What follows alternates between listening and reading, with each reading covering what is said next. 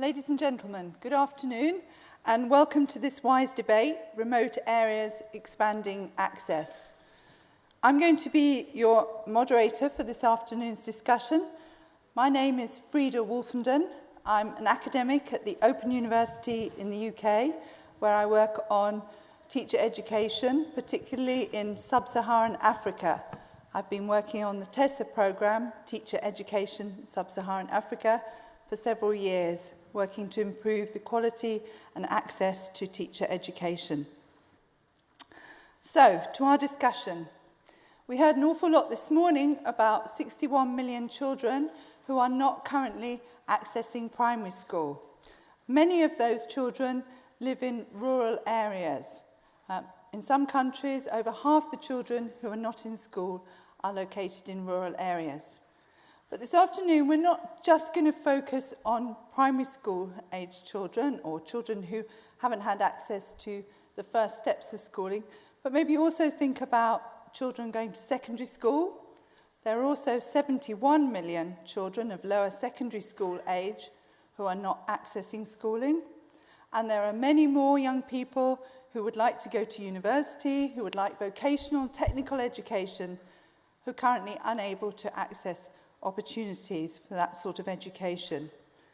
And I think we also mustn't forget the over 700 million people in the world who currently do not have literacy skills.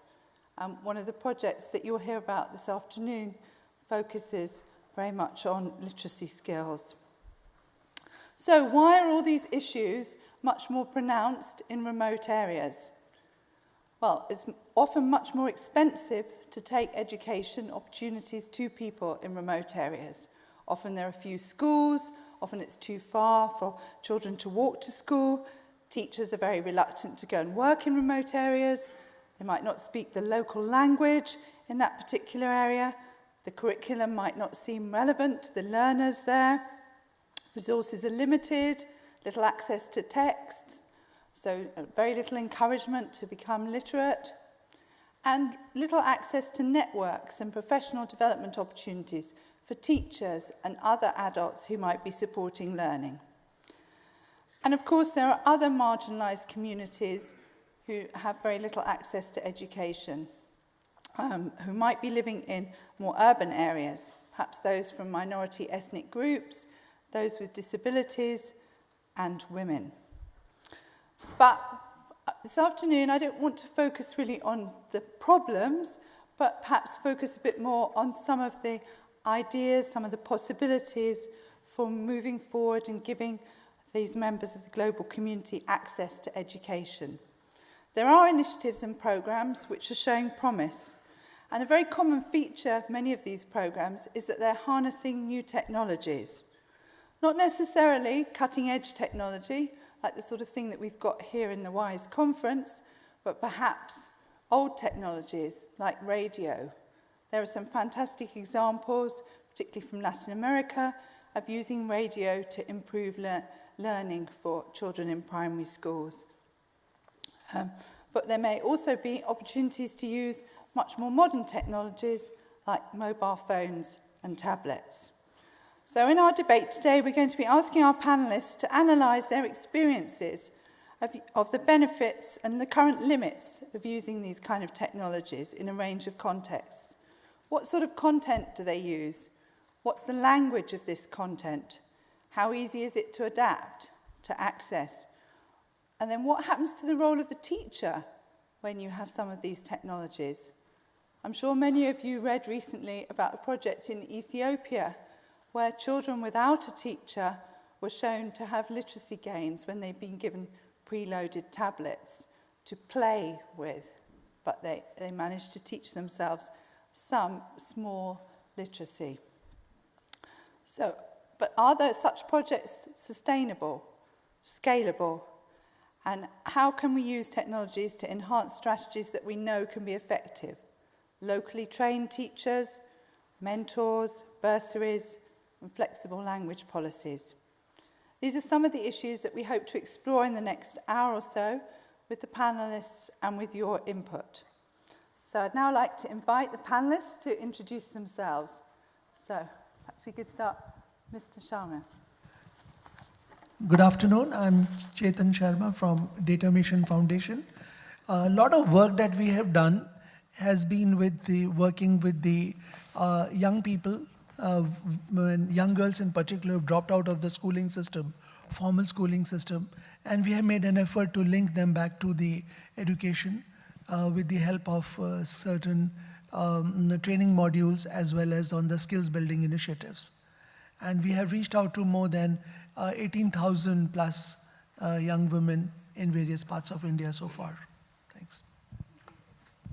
I'm Saul Massey. I'm the controller of BBC Learning. The BBC, Britain's foremost public service broadcaster, funded by a licence fee.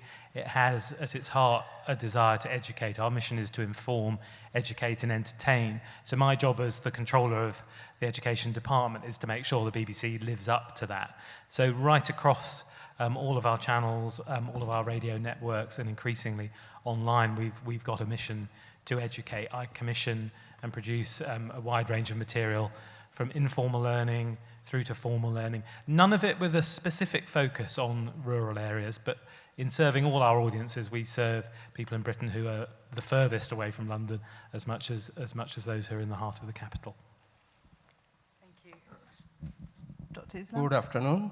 This is Shafiqul Islam, Director of BRAC Education Program.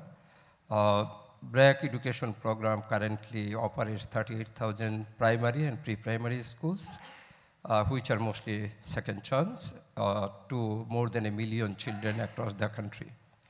BRAC Education also extends support to the government to improve the quality of education at the secondary schools through capacity building of teachers in service teachers training, and also organizing students around the quality of education and making the classrooms more engaging and learning.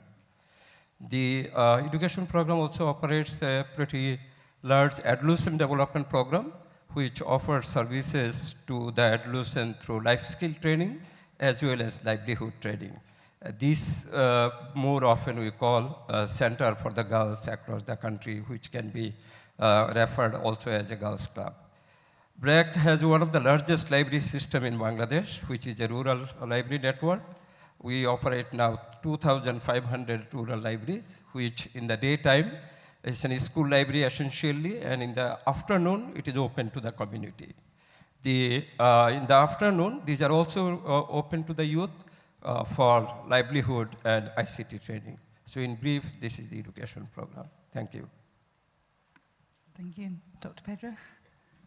Thank you very much. My name is Frances Pedro, and I'm representing here UNESCO. As some of you may know, UNESCO has been doing a lot of work in relation to rural education in Africa, Latin America, and Asia. We have even a dedicated institute to rural education. But the reason I'm here is just to share with you some interesting projects and findings in the area of mobile learning. And I would like to use this opportunity to share with you what UNESCO is currently piloting in the area of using mobile learning for remote areas, particularly with a view of supporting teachers, contributing to literacy programs, and finally, empowering women and young girls. Thank you. Great, thank you very much, and welcome to all the panelists. So I'd like to start our discussion this afternoon by looking at some of the different approaches which have been used to extend learning opportunities for pupils in rural areas. And I'd like to start with Dr. Islam and your work at BRAC. And I know that inclusion is one of your 3 key characteristics, and we've heard a lot in the plenary sessions about how BRAC put the pupil at the center of the learning experience. I also know that you've implemented a number of strategies to give access to quality learning opportunities for learners in rural areas. So can you share with us some features of these projects, what resources you use in these particular approaches? I would be starting with the last one. BRAC schools, that 38,000 schools, whether pre-primary and primary we speak, is a very similar approach. The schools are substantially draws on the community. When I say that substantially draws on the community, what are the kind of factors that we draw? First of all, it is the teacher. A teacher is a local lady recruited from the local community. Number two, definitely the learners. Learners come from a very small community, and since Bangladesh is a densely populated country, so job becomes easier to organize the learners. A BRAC school, it is a one-room kind of institution, so we cater to 32, 33 children in a single school. So the teacher-student ratio immediately is a 1 to 30. The third is a very engaging parent involvement. Right at the beginning, before we start the school, we would be entering into dialogue with the local community that what are our expectations from the community and what community can expect from us. So this is the demand and supply on both sides. And one of the commitments that we expect from the community that the parents would be monthly meeting and asking for a report card from the teacher. So it's an accountability process. And by that way, we also become accountable to the local community. Now, we do not construct any premises to start a school. It's a typical rural house that we take in as a rental form. Right at the beginning, if needed, we do some repairing and construction. But subsequent construction, if needed, for any reason, that has to be done by the local community. More importantly, 2/3 of the student body are girls. Subsequently, creating an enabling environment is fundamentally important. And that is a responsibility that is again given to the local community. So these are the kind of context in which the BRAC school operates. Teaching learning within the school is learning friendly, and we can also call it a very child-centered. So when we say that it is a child-centered, what does it mean? Essentially, the children are visible in the classroom. So the teacher's attitude towards the classroom is changed through the basic training of the teachers. So when teachers are brought into the training session, a few things are being communicated. One is the perception about the children. So perception about the children is an individual. The moment we say that children is an individual, we assume that children knows. So it's not necessarily that the teacher is the only one who knows everything. But at the same time, it's a team. Children and the teacher would be working in a team. So that's the most fundamental one. The third, to make the children visible in the classroom, we have to have certain methods, certain methodology.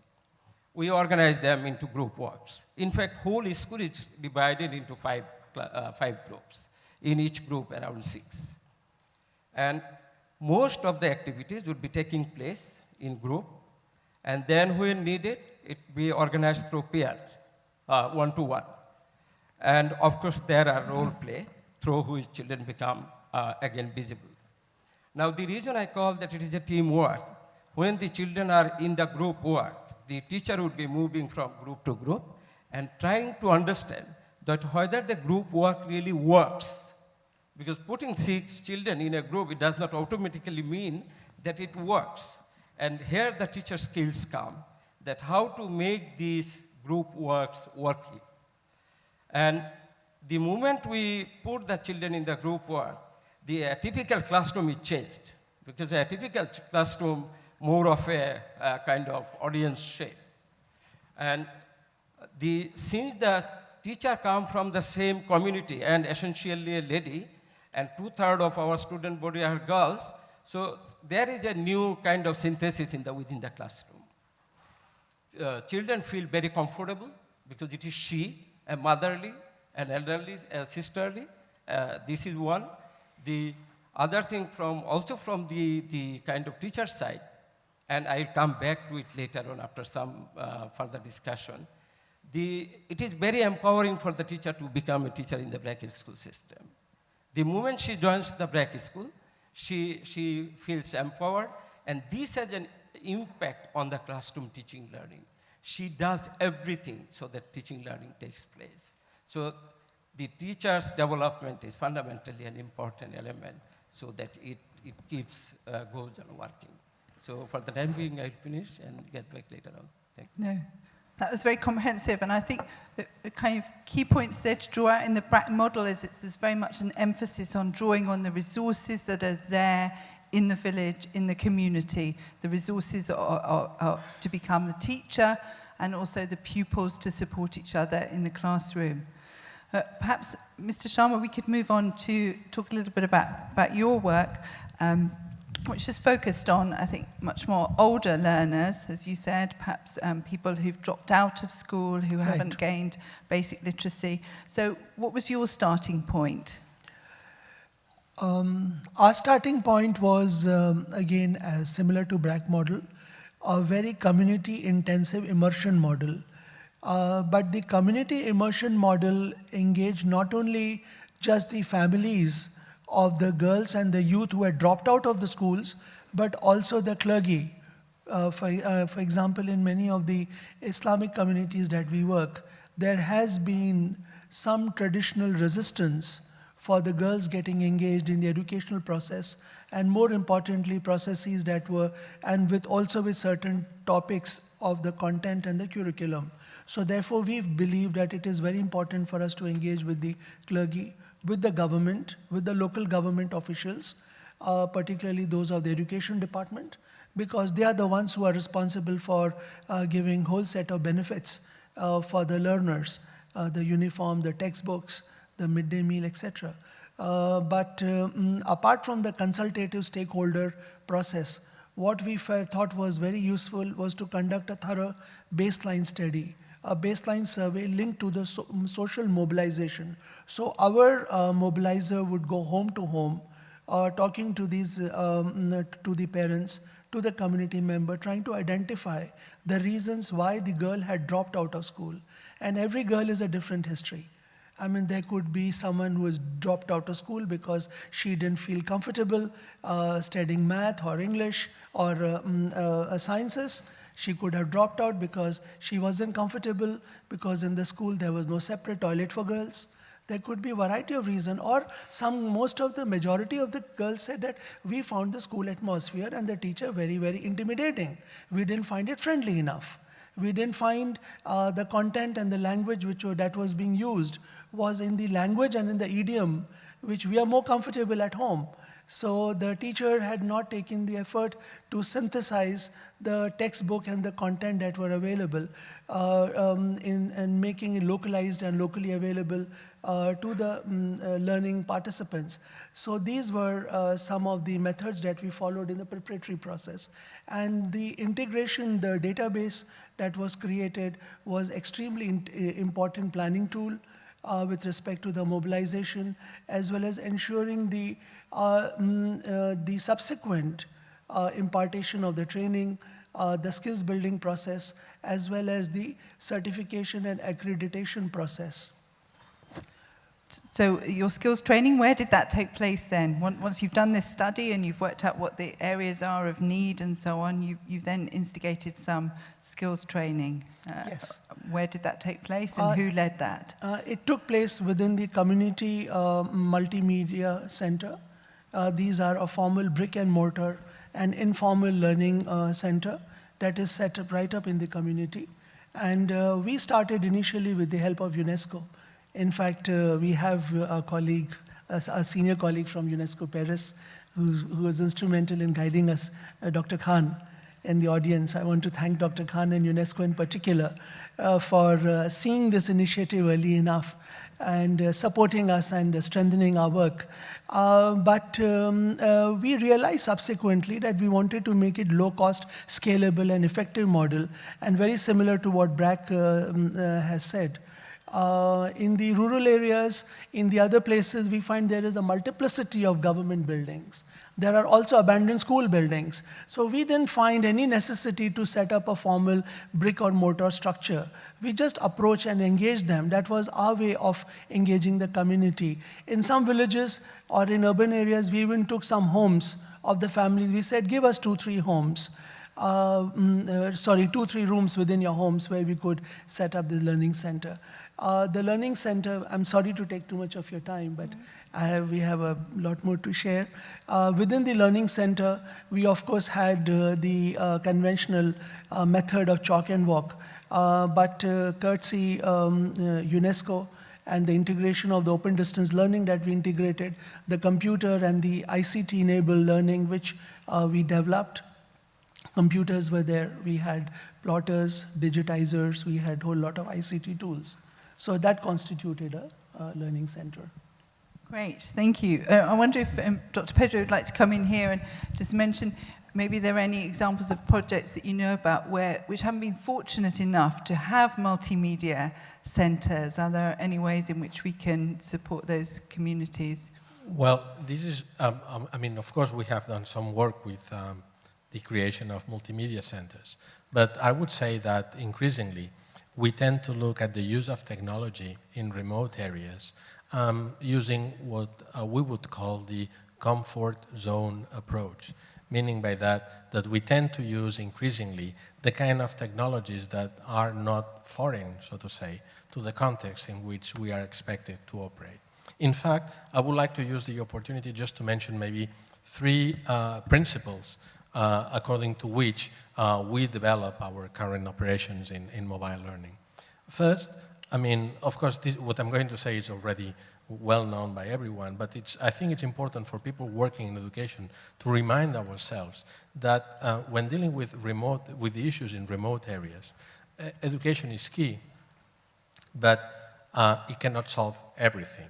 So the best approach is the one that has concerted actions which involve not only a range of organizations and NGOs and local communities, but actually those that look at education under the wider perspective of what are the issues at stake in one particular community, which in some cases might be extremely related to health, in other cases could be simply related to gender issues or economic issues. We have to look at that. So that's the first principle. The second principle is this idea of as much as we can, we have to use the opportunities of existing technologies. And I would like to mention just a kind of a surprising figure, which is that in sub-Saharan Africa, there are more cell phones than toilets. And if you look at many secondary school teachers in sub-Saharan Africa, you will realize immediately that they have a cell phone in their pocket. In fact, in some countries, secondary school teachers in Africa are considered to be, by telecom companies, in the premium segment of customers. So this is surprising. Now, does it mean that they use these cell phones, for any learning-related purposes? Not necessarily. But what UNESCO has already realized is that there is a potential, because believe it or not, particularly for teachers working in remote areas, even if there are other issues at stake, like the fact that many of them are para-teachers, non-qualified teachers, that they need support, at least if we use the window of opportunity that is already in their pockets, there is a lot that can be achieved. So we can really get to them and, more importantly, contribute to the creation of communities of teachers and learners, just using very simple and cheap technologies. So I think that this is the second principle. And finally, the third one is that although we place a lot of emphasis on literacy, particularly, which is a key issue in most remote areas, we also are increasingly convinced that we shouldn't address literacy issues in an isolated way. So the more, and I think we're going to talk about, for instance, the work we do with some women or young girls. The more we work with them, the more we tend to realize, as many other people here in the audience, I assume, that it's important that literacy helps people to address daily problems. And it might well be that the first problem is related to subsistence. So in which way the kind of literacy that we are providing or helping people to acquire is really addressing not literacy needs, but actually subsistence needs. Thank you. Yes, thank you. I think actually that's a very neat segue there, actually back to Mr. Sharma and your project, because I think there you've addressed ideas of functional literacies, haven't you, for women in your project, in order to be generating income through acquiring skills to perhaps sell some of their goods online. Mr. Chalmer, would you like to share a little bit about the kind of literacies that you've developed in your project? Yes, I completely agree with what Dr. Pedro has just said.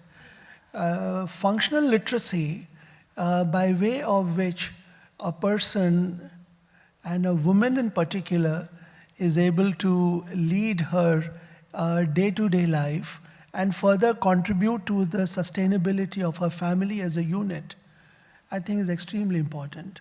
There is a huge pressure on the women in urban areas as well as in the rural areas, even in countries such as India, which present a very, very divided.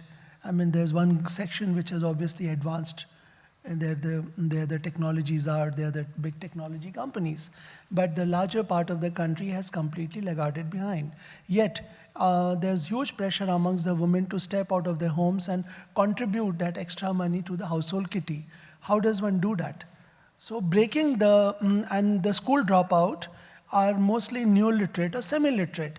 They are not even able to decipher the alphabets or the numbers. So, and it is not just, English is in fact is a tall order, but even in our local Indian languages, be it in Hindi or in Urdu to some extent, which is predominantly used to be and still continues to remain in larger parts of the Islamic community, the language which is understood. So imparting them fast-track literacy module by which they are able to decipher and understand those alphabet, get them to do simple, basic, day-to-day productive calculations and mathematics. Because even if you have a woman who may just go out on the and sell something, she needs to know what is she selling and how much has she purchased for her to work as a trader, as an informal sector trader.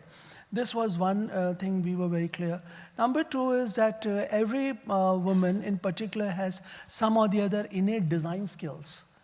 I mean, universally you find it, in fact, in our homes in rural areas, as well as in urban area, you'll find women doing some kind of painting outside the door, and they would do a multitude of colors or on the fabrics and all that. But sadly, the control of the design in the trade and in the informal sector is always with the men. The men would never allow the design to go out into the hands of the women. So that's where again, with the help of Indian Institute of Technology and the World Bank, we brought a technology-enabled solution that gave women an opportunity to make their own design on the computers. So they were doing mix and match. They were mixing and dropping some of the modules and the motifs.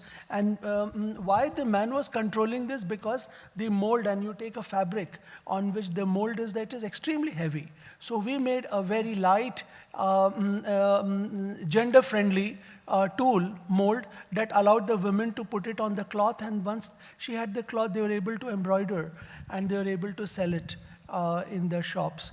And apart from this, the design skills, the computer-aided design contributed to a whole lot of these. You may want to check on our website, datamissionfoundation.org, and on the related sites. So these were the income generation skills.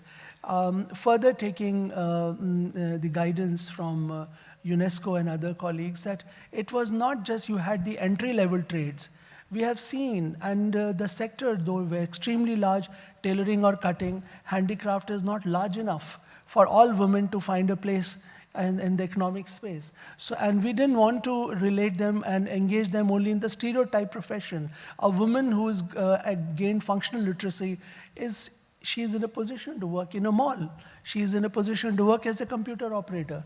So we gave the basic ICT knowledge on some of those modules as well. And I'm very proud to say that we had a placement rate from a UNESCO project and from others over 55%. So over 55% of the women that went through this process were either placed in a 9-to-5 job or were enabled by setting up of a micro-enterprise. Great, thank you. It's a really good example of using education opportunity to lead to a pathway towards employment or other opportunities. So In that little story that you've been telling us, you talked about people using online content. So I'd like to just kind of shift a little bit now to the BBC, who are obviously incredibly well known for developing a huge amount of content, lots of which is broadcast, but there's also increasing amount online. So Saul, yeah, I mean, talk to us about. If I think back to my childhood when I was at school, what you got in terms of educational media was schools television. That's what the BBC did.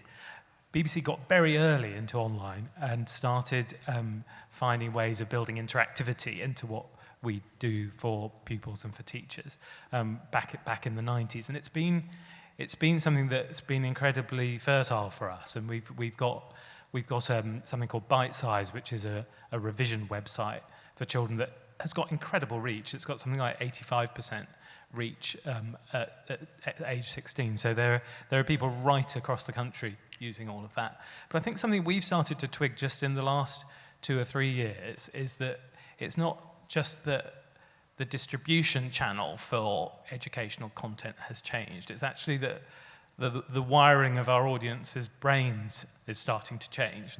The generation we're now talking to in schools, whether they're rural or urban, is a generation of digital natives. I see that with my own daughter. I've got a daughter who turned 3 on Saturday. She doesn't watch television.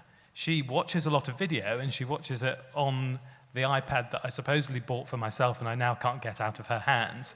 And she loves it because compared with the television, it delivers everything to her there and then. She goes to the TV, she thinks it's broken because she can't touch it and move things around. She thinks it's broken because it's got a schedule and the program that's on is the program that's on, not the one that she chooses.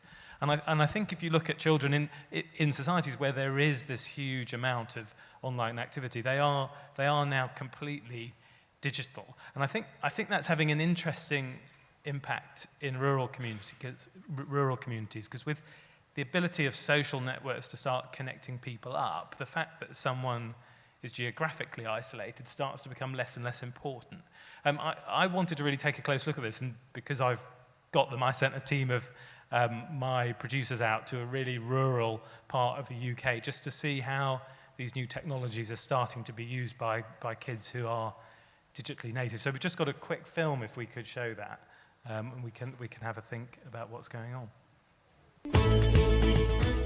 I moved to Mal about a year ago and I really love living here. I live in like a really remote place. I'm like the only person my age who lives there.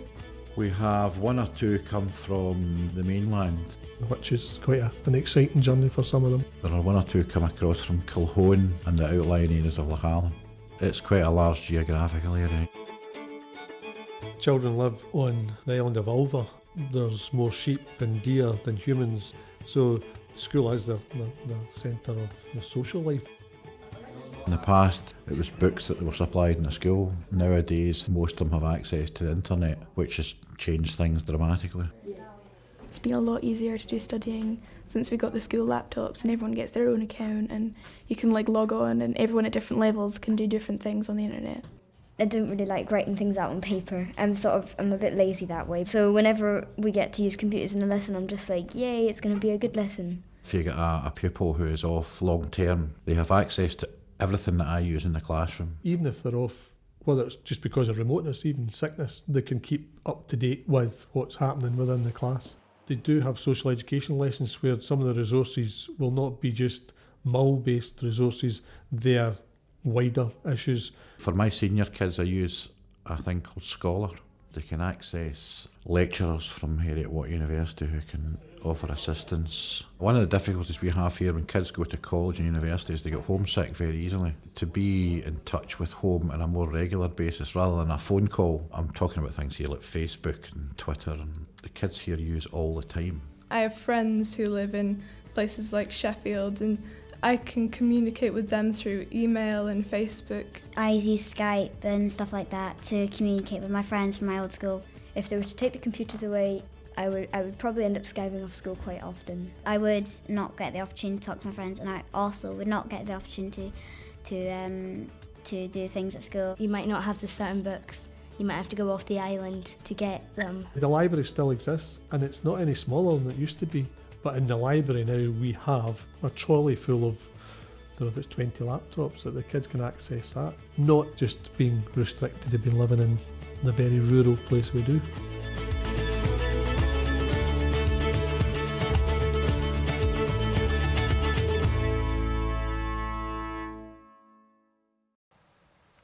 So it's interesting there. I think you're starting to see a school that 30 years ago would have been very, very different from the kind of school that would be in an urban setting, starting to become more and more like every other school because it's one that's packed with IT. The sorts of experiences the children are having are the same as their colleagues down in an urban place would be. So actually, I'd just like to kind of pause here and take one of the questions that's come through on Twitter, because I think that's very relevant to this kind of part of the discussion. I think maybe Dr. Pedro, this might be a good question for you. A question is, how can digitally illiterate teachers be persuaded to take digital learning on board? So how do we move the teacher, might be the teacher in that particular school, to the place they're at now from somewhere else pre-digital? Yeah, thank you.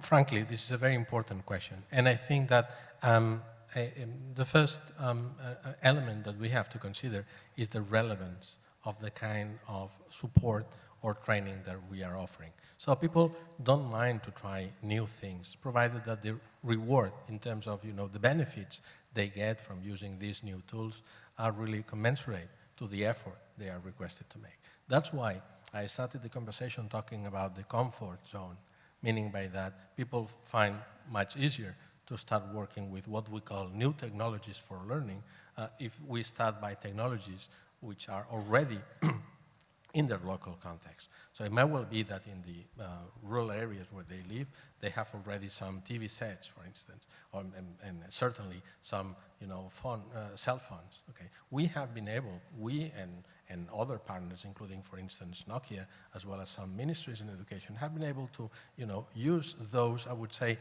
not necessarily very modern technologies, in a way that really provides access to school children to digital materials. Just combining, not really the cell phone as a phone, but rather the cell phone as a transporter for some digital content. And I would like to use this opportunity also to stress the importance that precisely when we are dealing with remote areas in the least developed countries, that we have to place on the openness of the educational materials that we are either using or creating. I think that this is an added value, particularly when we are, just aiming at this kind of contribution.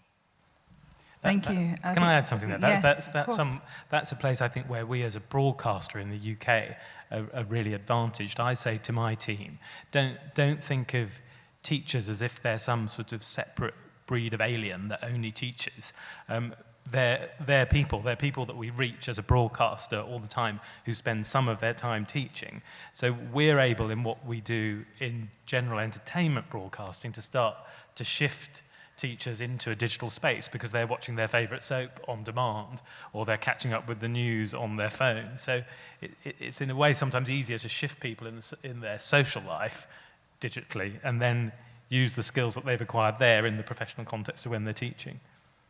Yeah, no, I think that's a really good point. It's back to Dr. Pedro's idea, isn't it, of the comfort zone, of starting where people feel comfortable. But I also just wanted to pick up on your point about openness. I think back to what some colleagues were saying earlier about the importance of content, of texts and so on, being in local languages. And so if content is open, then people have the potential to adapt it to particular contexts, maybe to change the language that it's in. And I know that increasingly that's becoming easier with digital content. If anybody wants to comment on the idea of openness. Are there any questions for the panel at this particular point in the debate from the audience? Yes, perhaps could you just stand up and say who you are before you give us your question? Thank you. I'm Minaz Ansar Khan from Pakistan. I work for the Dhaka Hassaniya Mission in Pakistan. taking all the discussion. It's been very helpful, insightful. But I'd also like your opinion with regard to areas that are very far-flung, hilly, mountainous, where we can't consider mobile phones because of signal issues there. In our case, we have gone into such areas, and then we finally did resort to using simple television, DVDs, providing them, with material that way. But even then, it's very challenging to ensure quality because you can't find the right trained people.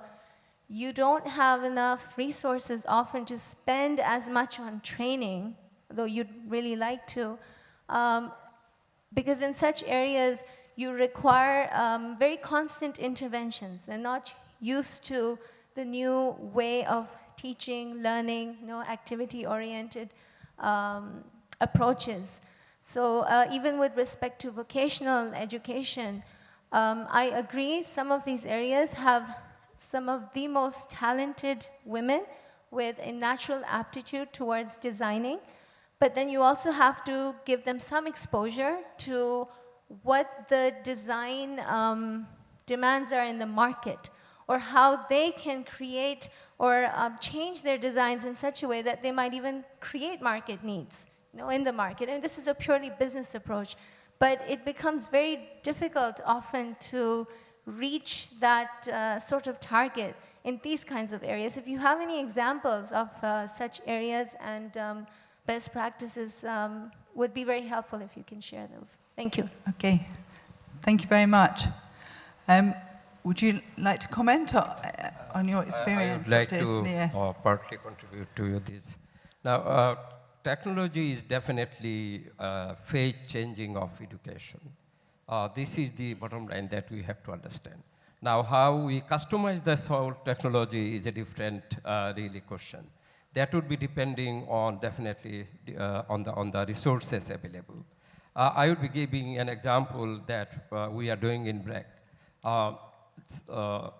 For the high school level, what we did, we put the entire textbook in an animated textbook form. The whole objective is that it can be put in a DVD format, and when needed, the teacher can use it in the classroom as a supplementary tool.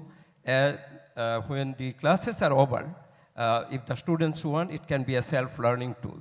So this way, what we could do, achieving two objectives. One, introducing the technology, because itself is really very engaging.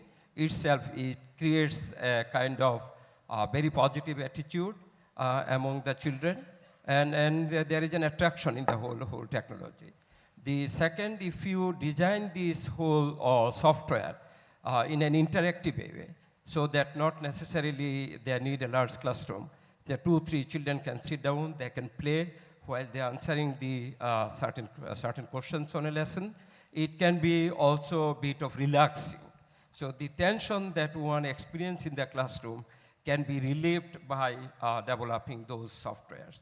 The third is, as I mentioned, it can be an off-hour learning for the children, along with the parents, if that really there is an opportunity. If parents have certain amount of literacy only, and the children can share it with the parents, this can be a wonderful kind of learning tool. Thank you. Thank you. Can I just follow up, though, because I think the question was also asking about how you maybe provided ongoing support to this. I'm kind of imagining a village in a very mountainous area, which is quite difficult to get to, where there's no, maybe you were commenting, no mobile phone signal. So how do you provide support? Sometimes software doesn't work, people become disappointed with it. Do you have any thoughts on how do you keep on supporting, keep motivating people to be using it? No, I would like to start by reminding ourselves, well, first of all, that the situation that the contributor has described is a very real one, and I think that the kind of experiences that we have described so far, I mean, tend to address the needs of remote areas, which are, I would say, reachable, so to say. And she was describing certainly really remote Yes. areas. Now, I would like to just make a point about the necessarily policy environment that we need. Because just coming back to the excellent film that the BBC has shared with us, I mean, you certainly realize, no matter what the scale of development of that particular country we have seen, that there is a kind of a policy ambition and willingness, to serve in a way of compensating for the fact that, these people are living in very isolated, remote areas. Now, when it comes to developing countries, we have to remind ourselves that there is a public responsibility. And there is, of course, you can, make your accounting and decide that in the end, it's not worth, investing in those remote areas. Well, that's the responsibility of the government. But we have to remind ourselves that the more we invest in those who have less, the better the country will be benefiting from that. So I think that it was said yesterday, I mean, the more we invest at the bottom, the best for the whole system. So I think that this is something that we have. So just let me insist on this plea for the appropriate policy environment and remind ourselves that public policies have to be designed to deal with those particular remote areas. Now, having said that, I don't think that there is a magic bullet, something like, a kind of a one-size-fits-all type of solution. I haven't seen, any surprising a solution implemented in those particular areas. What I have to say, I would like to insist once again that when we talk about cell phones, we shouldn't be paying attention to the fact that they are part of a network, because sometimes, and it's quite often in many countries, they don't work,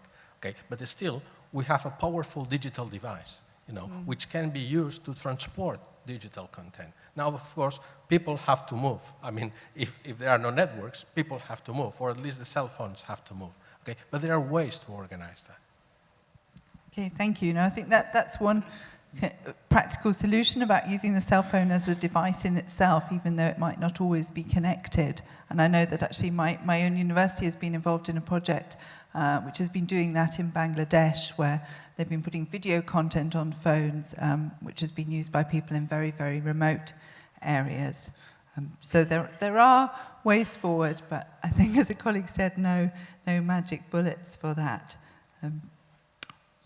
Did you want to? I was going to throw something in. I just wondered, if I think of the armory of content that I've got available as a broadcaster, whether something like DTH satellite could work in that environment, because you've got quite a cheap domestic way of receiving pictures over satellite. It reaches anywhere. It would take some investment in the content, but you could be getting certainly video content into anywhere in Pakistan if you put a bit more resource into it. There's rudimentary interactivity that you can build in as well. So that I think one of the lessons with emerging media is that not every innovation wipes out everything that's gone before. You want to still have old-fashioned radio up your sleeve. You want TV up your sleeve. You want connected red button. You want internet. You don't want to throw away all the old stuff, because there's a place for all of it. Yes. Absolutely. No, I think that's a very powerful message, actually, that the range of tools that we've got is growing. It isn't, we're not replacing some with newer tools. There were several other people who wanted to ask questions, so perhaps if I could just take a couple more, and then the lady sitting in front of you here. Thank you. This is a question for Dr. Islam about BRAC's program specifically, and BRAC has done such a wonderful job of scaling and reaching the hard to reach places. And I was wondering how you have focused on maintaining quality while you're scaling.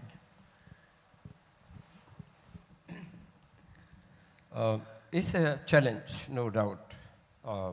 And quality, is I would not call it as a complex issue, but quality is a very important issue that deserves attention from the planner. So if we scale up, before scaling up, what we usually do in BRAC, we try to assess the kind of need of scaling up and the risk that we are holding. Risk is one area where the quality issue would be coming. Now, for quality, what I said in my earlier intervention, that the teamwork of teacher and student is one, which is very important. The second, for quality, we need the learning material. So quality education cannot be reached only through a few textbooks. I'm speaking mostly the developing countries situation. It has to go beyond the textbook. And beyond textbook means it can be, play material, it can be reading material, it can be speculating material.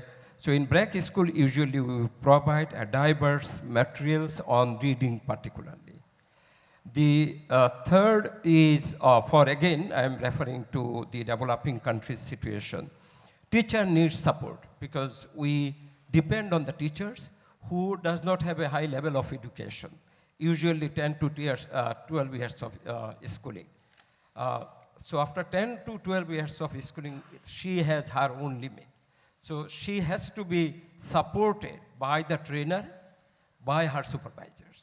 So the supervisors are essentially calm trainers. They have to visit the classes, understand the classroom pedagogy, understand the challenges that the teacher face in the classroom. So when the teacher comes for monthly refreshers, because it's an inbuilt program in the BRAC system, one, teacher would be exchanging the views, experiences with the peer teacher. Two, the observations and the experiences that the trainer brought from the classroom would be really thrown to the teachers to discuss on those issues. And third, a very careful lesson planning is fundamentally important for any quality delivery in the classroom.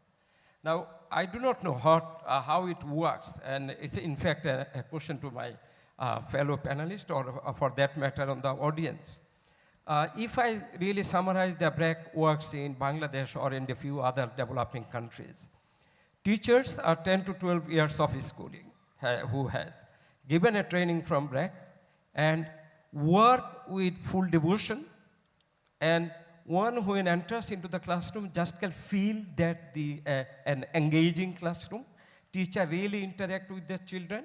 Teacher really knows every single child by name. Teacher knows who are the slow learner in which subject and what kind of treatment are needed. So you see a very active, engaging classroom. Now, without undermining any system, I have experience with the mainstream system, formal system, where teacher-student ratio is much larger. Teachers are much more qualified, have gone through the Masters of Education, Bachelor of Education courses. But when you enter into the classroom, you do not feel that vibration. You do not see the level of engagement. You do not see that teamwork is happening. So my question to the audience, how comes that a lady with 10 to 12 years of schooling is much more devoted to her own work and is capable to produce an engaging classroom? On the contrary, teachers with much higher level of education, we always do not see that vibration in the classroom. It might be a good research for the Oxford University to do in the coming years. Thank you. I do not know whether it qualifies you.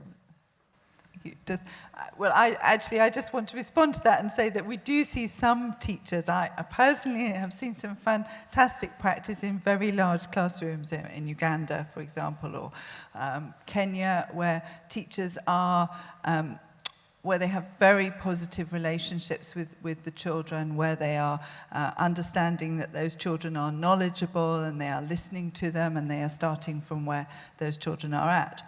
But I would agree that's not true of all teachers. And it may be that there are some issues there around the nature of the training process and what's prioritized in it. And I can see that Dr. Pedro would love to get in and say something there. I'm sorry. No. While I understand the point that both of you are making, I think that the best case scenario would be, one which addressed the question, how can we bring that kind of aspiration that you are describing to the mainstream system? Yes. Because it's not, I would say, for most teachers I know, it's not that they would like to stay as they are. They would like to, have clear set expectations, ambitions, they would like to progress professionally, they would like to get even more qualifications. Now, the question for us is, what is in the system? You know, what is in the working conditions that really, you know, leads to that kind of unsatisfactory situation. So it's not to depreciate what you are describing, but rather, you know, the question, excuse me, for those working with mainstream schools is how can we, you know, improve that? Exactly. I think how can we take lessons perhaps from some of the practices that you've engaged with? I think you talked about kind of lots of support for that teacher, and I think that that's very critical, isn't it, for teachers to feel part of professional networks and to have access to opportunities. I know there was a colleague there very keen to ask a question. Yes. Thank you very much. I'm Hilda Tadria from Uganda. I work with young girls in schools. And so I'm very interested in what you are saying. I've already had a discussion with Dr. Pedro, so I think I'll back up a bit on that. But one of my questions is, does any one of you track the possible inequalities that are likely to emerge with the use of IT? Talking from my perspective in Uganda, girls have less access because they are controlled not to communicate with telephones. Female-headed households, which I know in Uganda is about 33% in remote villages, who have no access to telephones, and therefore their children may not have access to IT-based communication. So my question is this something you're anticipating? That's one question. My second question especially is to BRAC, and I hope you won't mind me asking this. I want to know, how do the children who are taught by the people in the same village with that amount of education, how do they expand their worldview? Are there other interventions that you have in place to help expand their worldview? I'm assuming that's very important for every learner. And then finally, and I hope I'm not mistaken, I think that's the one which uses mothers in the community as teachers. And I'm wondering, does that have an impact on the way people see women as able to provide easy kind of support with little remuneration? Does that have an impact on working with women for less? I'm sorry, I hope these questions are not out of line. But talking from my perspective, in Uganda, those are the questions I would ask. Great, thank you very much. Maybe we can just take those questions, sort of unravel them, take them in turn. So I think first of all, you asked about use of technologies and whether we were seeing any inequalities arising from use of IT.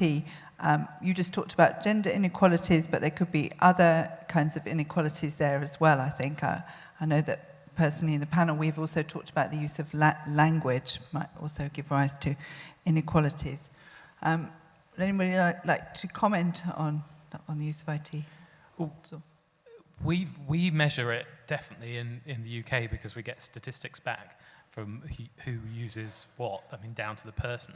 And I have to say, in the UK, there isn't any obvious gender inequality, but I think that's probably to do with society rather than the technology. The one inequality we do see again, which reflects society, is when we look at our adult users of our children's content, very, very heavily skewed towards women, because it's mums who are helping the kids at home with the homework. So that's actually almost the gender inequality we need to do something about. If we can be encouraging dads to help their kids learn as much as mums and making the whole family learning thing be better, that's the one for us. Yeah. Can I? Yes, please, of course. Yeah, I would like to use this opportunity to continue the conversation that we had this morning, which was very interesting. But I think that there are some facts that we have to consider. Not knowing particularly the area where you are working, I have to say that Sub-Saharan Africa is the area in the world where mobile phone subscriptions have been rising more steadily in the past 5 years. And so, I mean, it might well be that, of course, you still perceive digital divides as we still see them in many other countries. But the speed of the changes that are taking place now in Africa when it comes to the adoption of mobile phones is really impressive. And we haven't seen this happening in any other region. So my forecast is that possibly in 3 years, if we see each other or continue communicating, we are going to change a little bit our appreciation of that. Now, but the digital divides will exist because when the women you have in mind have access to cell phones, I mean, the ones who have access now to those cell phones will have access to smartphones or tablets or whatever. So, your point is well taken. We have to pay attention to the digital divides. Now, the second point is about the gender and technology. And I think that I have to say that from the perspective of UNESCO, and I would say of some other UN agencies, we try to avoid as much as we can to be involved in large-scale operations of massive distribution of technology. Because, I mean, that's not really the point. I mean, what we should be doing is to enable people, to empower people to use existing technologies, or at least accessible technologies. Now, one particular story I would like to share with you is the story about the bright pink phones. I don't know if you have heard about them, but it's a very famous project in Cambodia where women interested, in mobile learning, I would say, couldn't have access to mobile cells because of gender issues. So the cells existed in the family, but were owned only by, fathers or husbands and the like, and they wouldn't accept that their women have access to those cell phones. Now, we designed, well, it wasn't us, it was others, designed a project according to which a massive distribution of bright pink phones started.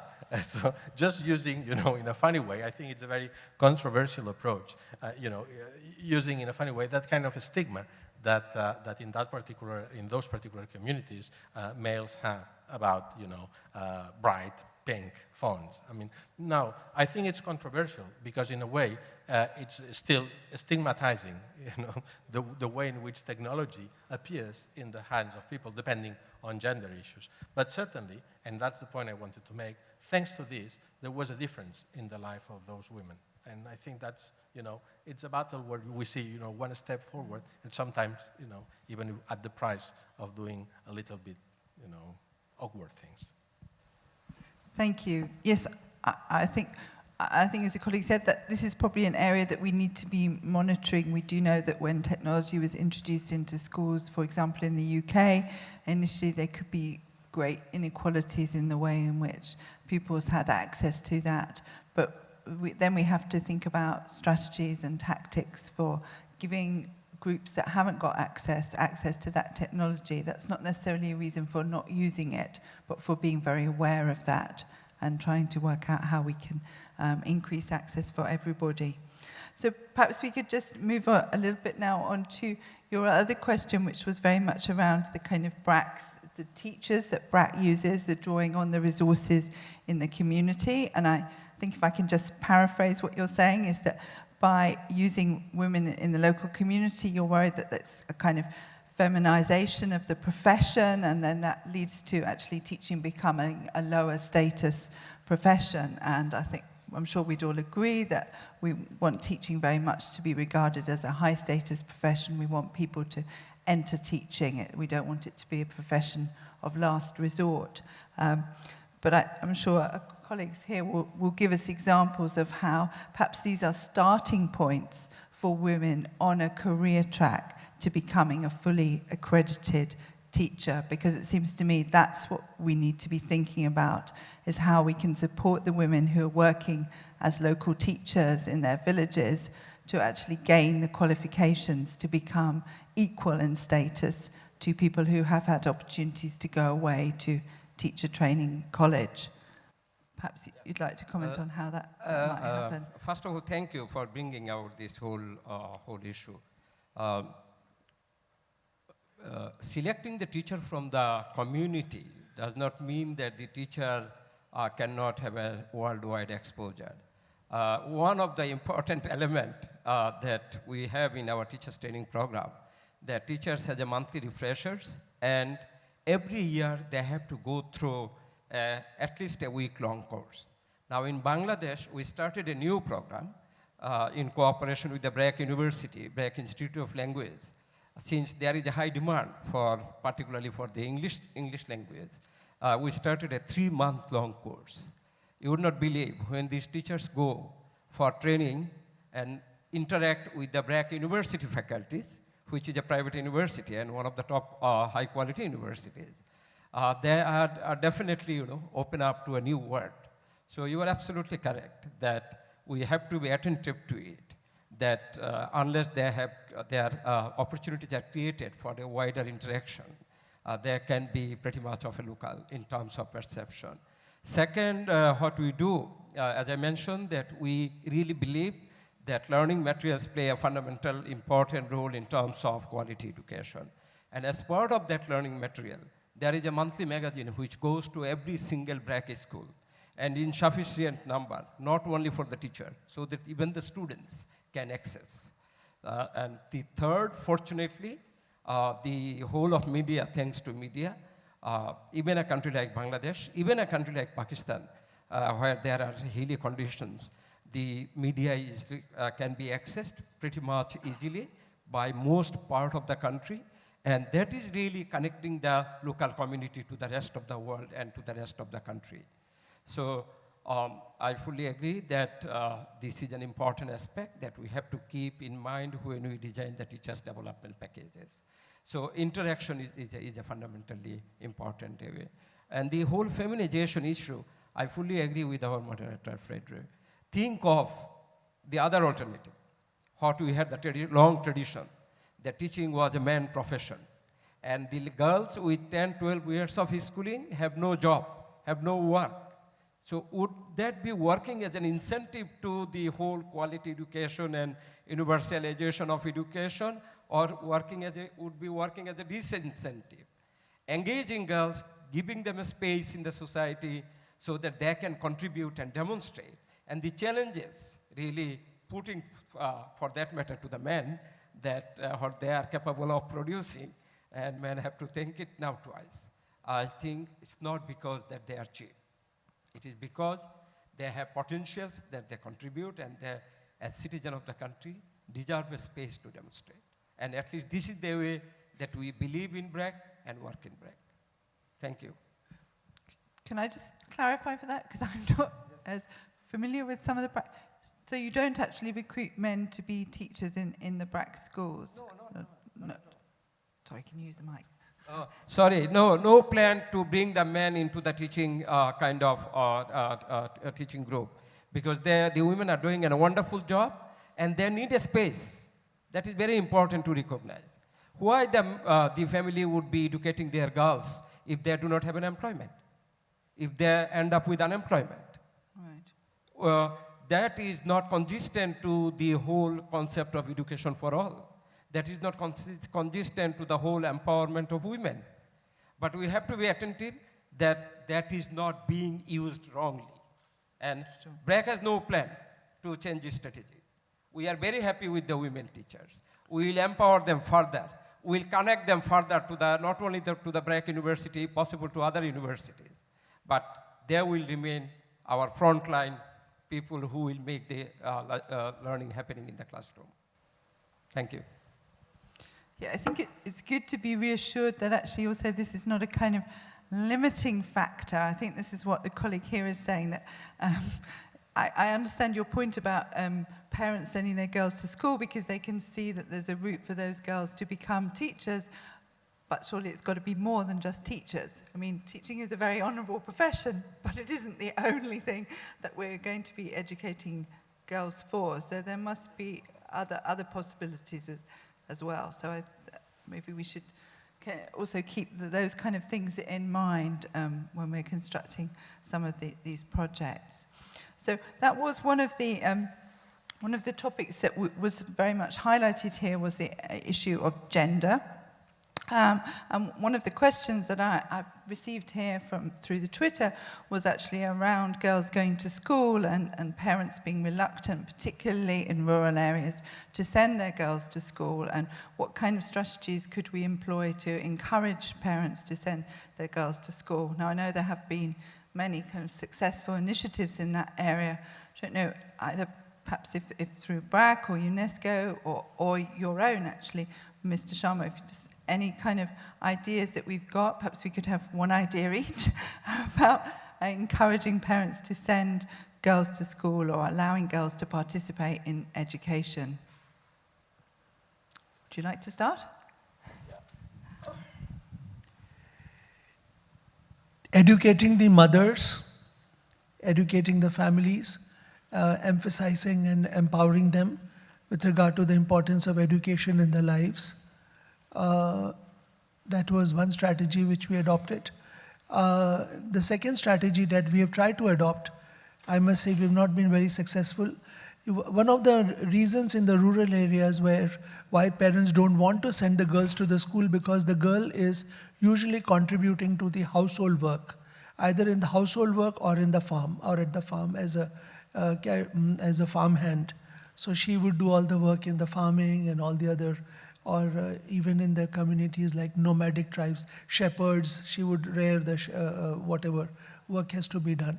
So therefore, linking those families with the other income generation programs, where the family doesn't mind the girl going out of the home and going to the school, because they're seeing, so we have to work as a community organization actually pretty hard to ensure that every single girl goes there. So these are two things that we...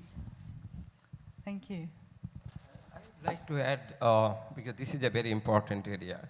With enrollment in most part of the world now, more girls are in the classroom. But at the same time, we know from a number of studies that the girls' completion rate is one area that they are struggling. But as the girls move into the secondary education, it is even more kind of discriminatory. If you look into, at least from Bangladesh experience we can share, most girls do not study science for a number of reasons. Most parents want their sons to study science because the science would be opening up a career for medical, a career for engineering, a career for whatnot.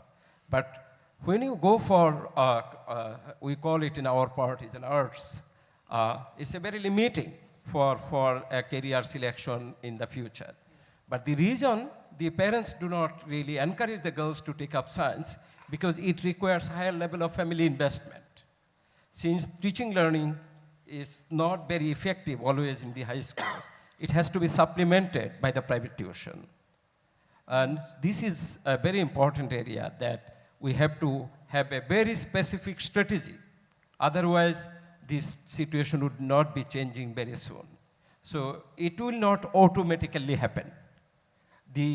Exactly, if we look into 20 years before, the number of girls going to school was far less than the number of boys. So it has changed because there were concrete steps, there were strategies, a wide range of interventions. So keeping girls in school would be requiring very specific strategy, concentrated efforts, both by the government and of course by the civil society and other the non-government organizations.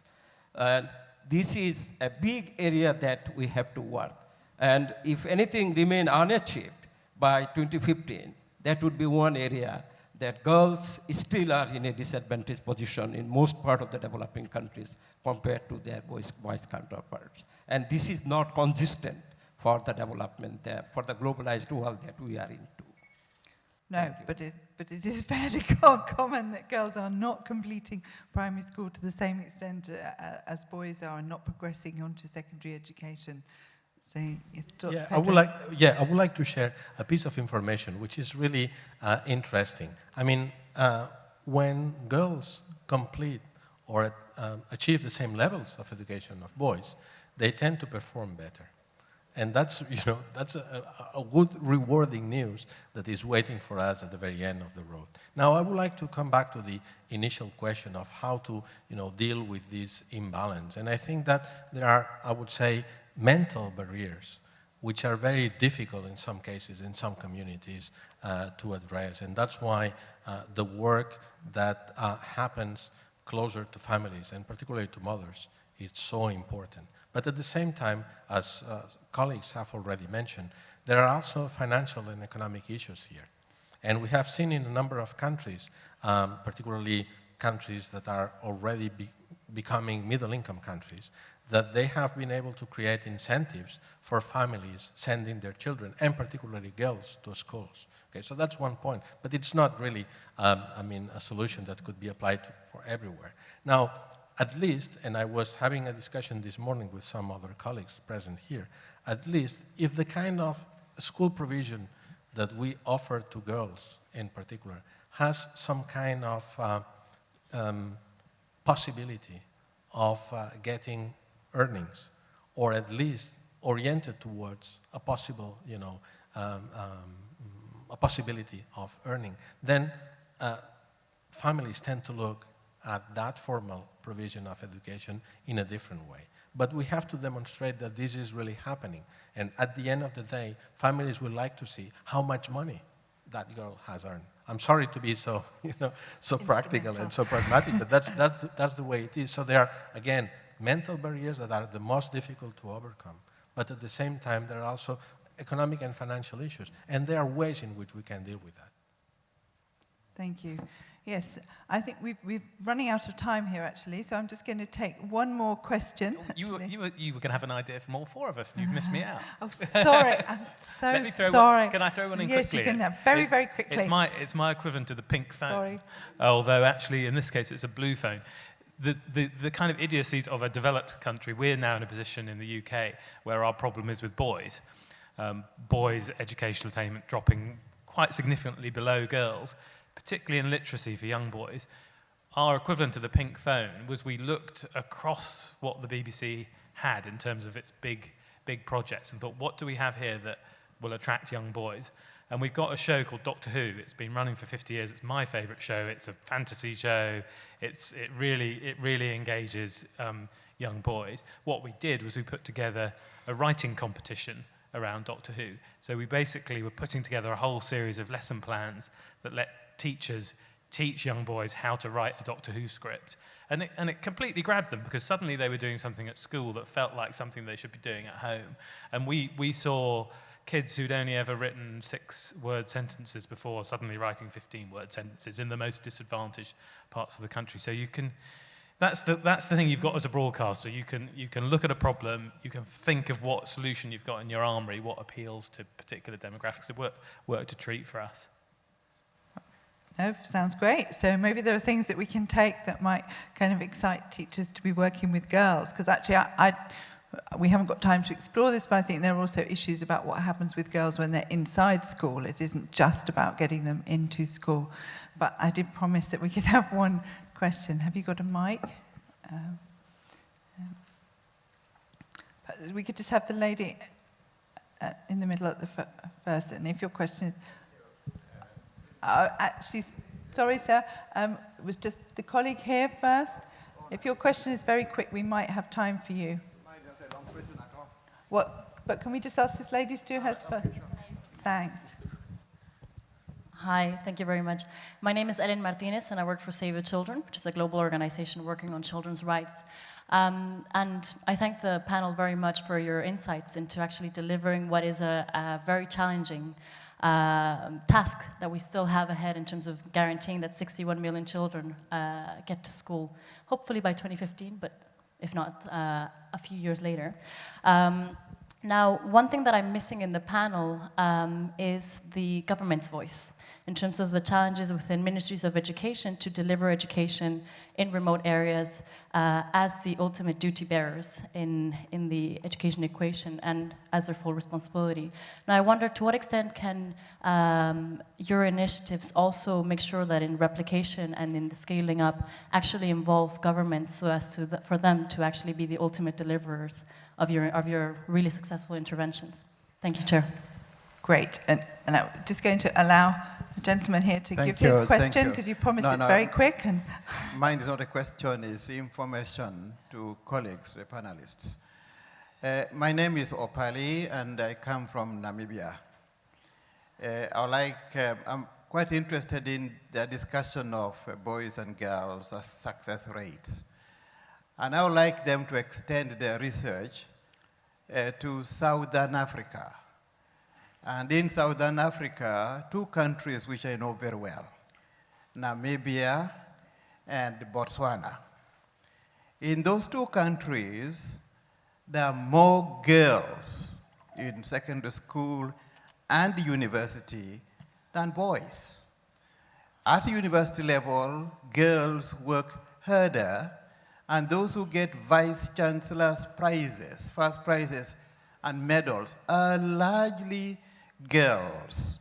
So you might like to come to Namibia, to Botswana, and change your picture. Okay. Thank you. So just in closing, do we have any thoughts on how we can involve governments in kind of scaling up some of the initiatives that we've been talking about? And I think this links to kind of the policy environment, and Dr. Pedro mentioned that at the beginning, actually, the need for education to work within a whole gamut of policies. So perhaps you'd just like to share a couple of words. Yes, absolutely. Just one idea, to be very quick and leave the room to others. I mean, first, I'll be in Namibia in 2 weeks, so that will be nice. Now, secondly, and seriously speaking, I mean, yes, we have been reminded many times these 2 days that there's still 61 million out of school, but hardly I have heard that we still need 1.7 million teachers, you know. And that's certainly an area, I mean, maybe it's not for this panel, not at this time of the day, but certainly we need to talk a lot and explore in which ways we can attract the best qualified people, you know, to the teaching profession. Because, as I said, our latest report, the GMR 2012, shows that we are still in need of 1.7 million teachers. Thank you. Thank you. Now, this is a very good observation. I think I am reaffirming from our own kind of context and perspective the leadership with the government. And we definitely want the government to do the job. And we have to understand, you know, there are situations when government does not have the appropriate and adequate institutional capacity to deliver to every single household. So these are the provisional kind of situation when civil society and NGOs are coming forward to support the government. After all, this is the national cause that we all have to participate in doing the work. So definitely, we are not, we have no intention to replace the government, and it did not be possible like that. So we are with the government, and we work in a national framework where government has its very clear leadership role.